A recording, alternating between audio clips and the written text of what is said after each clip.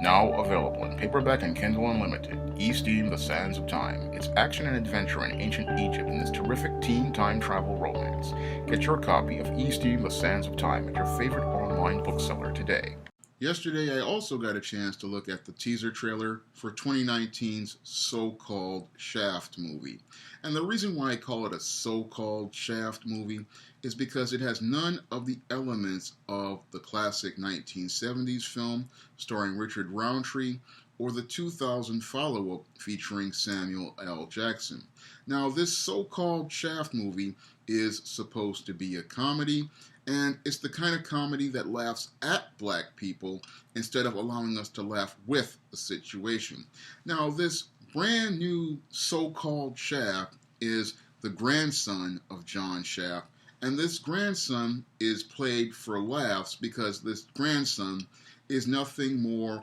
than a beta male. And he's a beta male from the second John Shaft, which is Samuel L. Jackson, and he's the son who comes up in a single mother household. Now, this, as I see it, is completely out of character for any Shaft, because when it comes down to Shaft, he is the epitome of black masculinity. He is the pinnacle of black masculinity and black manhood, and his model for manhood would be shown to this young man from either intermittent visits from his father or visits from his grandfather. So I would believe that Shaft would take an active role in the involvement, if any child that he had, because if he is a man's man, then he is going to take responsibility like a man and not be presented the way they have in this film as some irresponsible baby daddy. Yes, your Shaft went out here, and yes, he had lots of women, but I remember watching the original Shaft, and yes, he was a dedicated man who was committed to the woman who was committed to him. So when I look at this film, it's just another passive-aggressive slap at the black community and a passive-aggressive slap to breathe brand new life into the old stereotype that black men are not responsible and do not want to take the responsibility of being a father. So that's one of those things that really irked me about this so-called teaser trailer for this so-called Shaft movie. The other thing that irked me about this film is that instead of us seeing a serious story of a detective going out to solve crimes in a competent fashion, no, what we get with this Shaft is a bumbling, stumbling, incompetent beta male black man. And that's what really aggravated me about this so-called Shaft movie, is that instead of us getting a character who is true to the spirit of the Shaft name and true to the spirit of the Shaft character, we get this bumbling, stumbling, incompetent Negro who can't get anything right and is just so completely stupid. And that's a slap in the face to everything that Shaft was all about and the reasons why the Shaft character was created. Because the Shaft character was created so that we could show that a black man could be as equally competent as many of these other characters out here, whether it be Sam Spade from the 40s all the way up to Dirty Harry in the late 60s, and show that a black man could go out here and solve cases and fight crime on the exact same level as those white men. So to present your Shaft as a bumbling, stumbling idiot, that is a way of slapping black men in the face. And this entire film slaps black masculinity and black manhood in the face as I see it, because there's no way that Shaft name should ever be associated with comedy. When it comes down to Shaft, it's all about showing a strong alpha masculine black male taking the lead, a strong alpha masculine black man standing up to white people, and a strong alpha masculine black man being in charge of any situation he is involved in. But instead of us getting that, with this film, what we get is one of these dysfunctional beta males from one of these single mother households, and this beta male is played for laughs, and those laughs are designed to get laughs at the expense of a black man so that other people like whites, Asians, Hispanics, they can enjoy a laugh at his expense and at the expense of his manhood. So that's why when I look at this so-called Shaft, it just does not resonate with me, because I know for a fact that it just does not fit within the character I watched in the classic 1970s film or the 2000 film, and these elements they want to put in here saying that he's comes from a bitter baby mama single mother household, and then want to put in these elements saying that he doesn't know how to fight, he doesn't know how to do anything for himself. I see the passive aggressive slaps to the face that Hollywood wants to take at black men regarding this film, and I'm here to give Hollywood a notice that, this isn't going to fly with me, because I see what you're trying to do with this so-called Shaft movie. You want to take this film as a minute to turn this iconic character, which was an image of iconic black masculinity, and turn it into a certified minstrel show. Because I guarantee you that the little jokes that they put in between the lines of this movie in the teaser, that's just the tip of the iceberg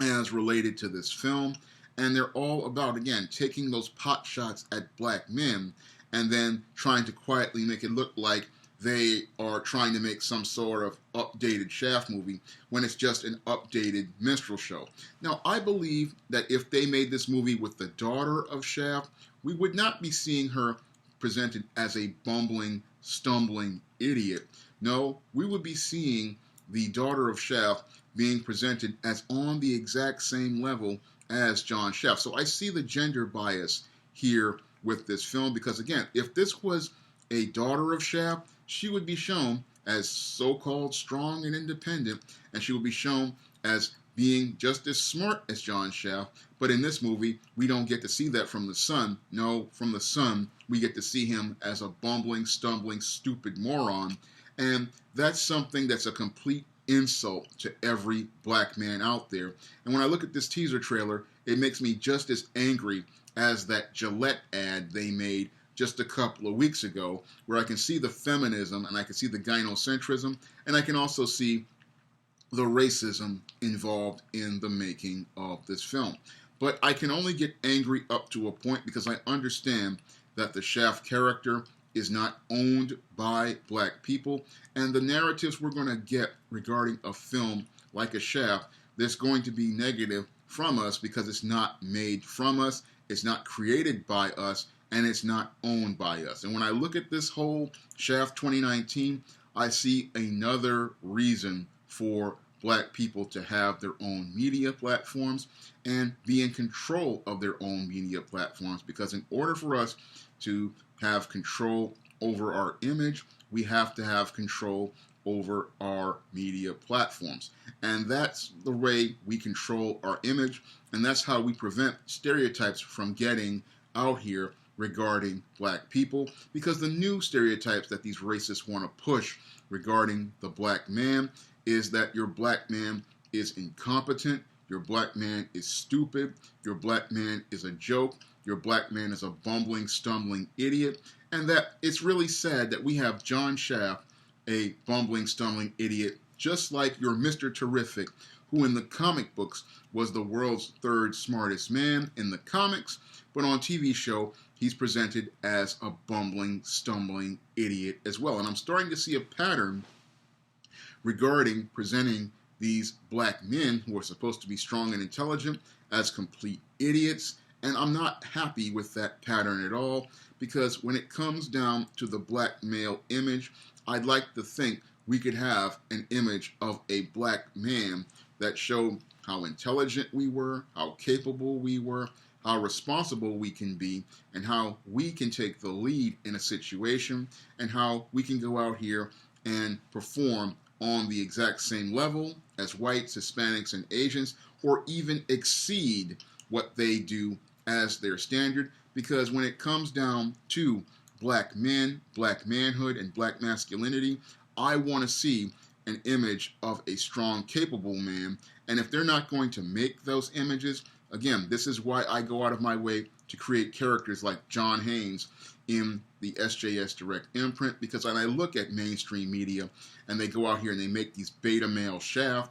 I look at that as a slap in the face to me and a slap in the face to all those young brothers out there who are looking for a character that relates, that can show them what a positive image of a black man is. And that's why I have John Haynes out here, because I want to give young brothers and even young sisters an image of a black man who is strong, who is masculine, who is confident, who is willing to take the lead, someone who's willing to take responsibility, and someone who is competent and can show how competent they are in any given situation, and how they can competently and confidently go out here and solve any problem. Now, that's the kind of character I want to produce for my audience out here, the brothers and sisters out here, and people all over the world. But your Hollywood, when it comes down to their presentation of black men, they want to give us these beta males, and then they want to make fun of the beta males,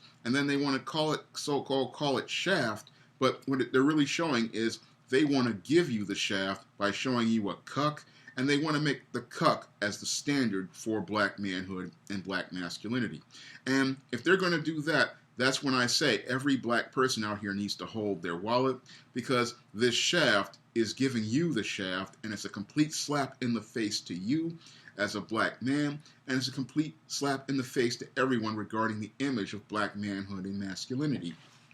So I look at this Shaft teaser trailer and I see a middle finger being thrown up at me, similar to the one that was thrown up to me for that Gillette ad. And this is why I cannot support this movie, and I want absolutely nothing to do with it. So when I look at this Shaft, I see 2 generations of success followed by a generation of failure. And this generation of failure that they want to present to us as black manhood, this is what we need to start to stand up against, because this image is not who black men are, and it's not an image of black manhood that I believe would come from an intelligent and capable black man, because an intelligent, capable black man would not want to see an image of black masculinity that makes a complete joke out of black manhood or black masculinity. If you want to see a strong, positive, masculine image of a black man in media, I urge you to pick up my novel, The Temptation of John Haynes, the sequel to The Temptation of John Haynes, The Man Who Rules the World, and John Haynes, A Conversation with Death on Amazon.com by clicking the link in the description box. That's all I have to say for this video. You can comment, rate, and subscribe.